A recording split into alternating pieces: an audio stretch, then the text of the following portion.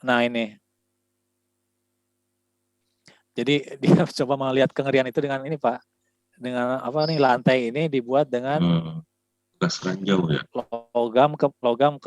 Logam kepala manusia Pak, seperti Oh iya, tengkorak iya. gitu Pak. Betul.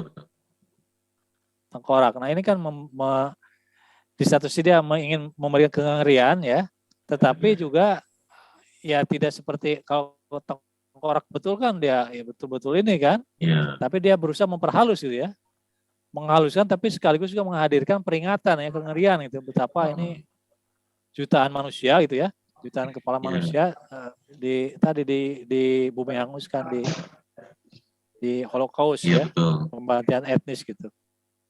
Saya lihat ininya juga ekspresi si kepala manusianya juga berbeda-beda Pak.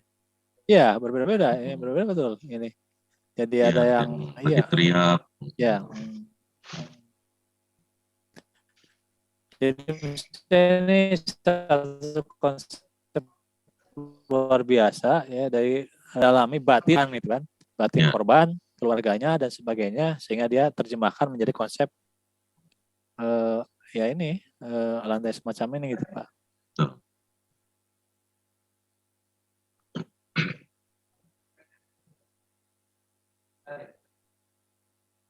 Ya ini sama apa? Jadi itu menurut saya ini ya salah satu kunci dari pendekatan fenomenologis untuk mempermainkan emosi manusia adalah memang mengolah cahaya gitu Pak. Nampaknya ya. Cahaya itu bukan sesuatu yang fisik gitu ya. Seperti yang tidak tersentuh, sama seperti suatu batin manusia tidak tersentuh di kedalaman kan. Tetapi dia tadi bisa diolah dengan berbagai cara ya.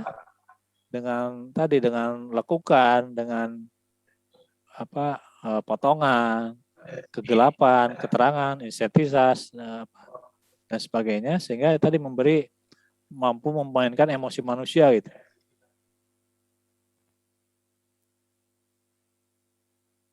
Ya kalau di sini kan ini dikonstruksi Pak ya, dari bentukannya yang tidak mainstream ya, tidak mengolah komposisi, tidak dengan simetri ya, asimetri, bentuk-bentuk yang ya ini kan hampir tanpa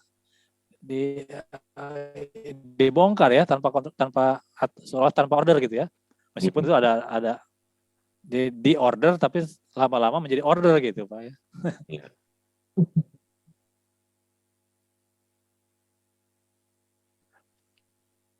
Oke, itu Pak, mungkin ada yang ingin direspon.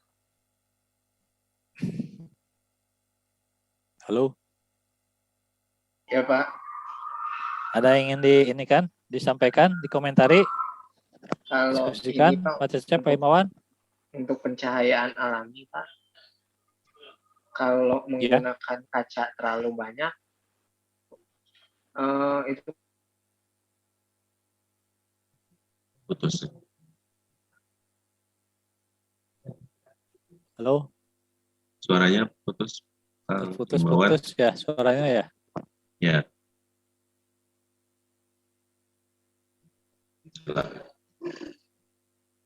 Terus kalau misalnya kacanya terlalu banyak kan itu jadi panas Pak. Ya. Kira-kira ada cara lain nggak Pak kalau kan kita di arsitektur di iklim tropis Pak, kalau nggak pakai kaca kehujanan, kalau pakai kaca kepanasan gitu. Ya. Kira-kira gimana Pak? Oke, ya ditangkap meskipun tadi. Ya. Mungkin. Ya. Halo. Ya, enggak, Pak. Pak Rufi ada ini mau komentar? Bapak dulu aja, nanti saya pengen nangkapin sedikit. Halo. Halo, ya. Silakan Pak Prof dulu, nanti saya sedikit nangkapin aja. Ya, saya kira ini. Jadi sekali lagi Pak Imawan tadi pendekatan yang fenomenologi ini tidak berarti mengabaikan hal-hal yang tadi yang rasional Pak ya. Jadi yang pendekatan rasional itu pendekatan yang ya tadi tata cahaya, bagaimana ukuran cahaya yang masuk, kemudian pendekatan resotropis, yang fisik itu ya tetap harus menjadi persyaratan gitu Pak ya. Ini persyaratan menjadi apa? Persyaratan standar dulu gitu ya. Ya, laik bangunan. Nah, ya menjadi kriteria kelayakan bangunan itu. Ya. Dari aspek struktur, aspek cahaya dan sebagainya itu. Sehingga, nah jadi sementara fenomenologi itu melampaui hal itu gitu. Jadi ketika Bapak mengatakan untuk menggunakan apa namanya, menggunakan kaca yang terlalu banyak, ya jangan gunakan. Atau tadi tetap bisa kacanya diolah dengan ada apa namanya, dengan perbandingan cahaya matahari yang masuk, kapan waktunya ya, pagi atau sore, kemudian berapa luas bidang yang harus masuk, atau apakah ada buffer dari pohonan ya, atau ada buffer, ada sun shading dan sebagainya, itu ya silakan itu ya. Pendekatan rasional tetap digunakan, tetapi lalu itu bagaimana hal ya, untuk masuk kepada pendekatan fenomenologi itu melampaui hal itu gitu ya, pada bagaimana mengatur cahaya supaya tadi gelap terangnya, kemudian intensitasnya, luasannya itu mampu menyentuh tidak hanya yang fisik tapi yang emosi juga gitu.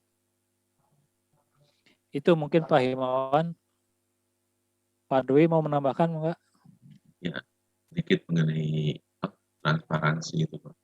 Betul, mengenai masuknya cahaya itu tergantung kembali ke masalah fungsi tadi, apakah betul memang diperlukan cahaya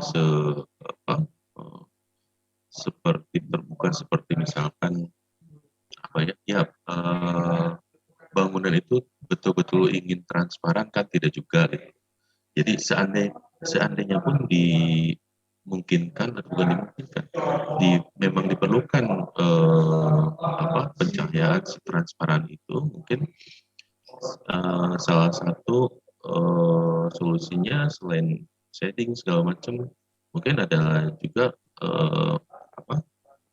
solusi dengan cara mungkin seperti apa istilahnya Pak, kaca film yang di iris building itu, solar. Ya, salah satu solusinya yang memang terpaksa mungkin seperti itu, dan itu pun nanti berefek pada ozon kita. Itu aja sedikit tanggapan. Jadi memang ada dampak mungkin dengan cara seperti itu. Itu saja. Oke, cukup jelas saya kira jawabannya Pak Himawan ya, untuk membantu. Masih ada yang lain? Pak Cecep malah menghilang ya. Bapak Ibu sekalian, kalau tidak ada barangkali cukup dulu sampai hari ini. Bentar dari banyak. Cukup kayaknya menjelang Pak. ini Jumatan ya. Jadi intinya pendekatan ini bukan pekerjaan mudah ya Pak ya. Apalagi bagi para arsitek yang pemula ya. Ini khusus untuk arsitek-arsitek senior kayaknya Pak. Iya, enggak juga Pak. Justru yang muda-muda kan sekarang lebih kreatif Pak. Makanya ini levelnya di S2 apa di S3 nanti. Profesional. Oke, jadi paling tidak Bapak sudah paham teorinya, nanti implementasinya di lapangan ya tadi silakan Pak ya. Oke, Bapak sekalian, saya kira kita menjelang Jumatan, mudah-mudahan ini hari Jumat yang berkah ya.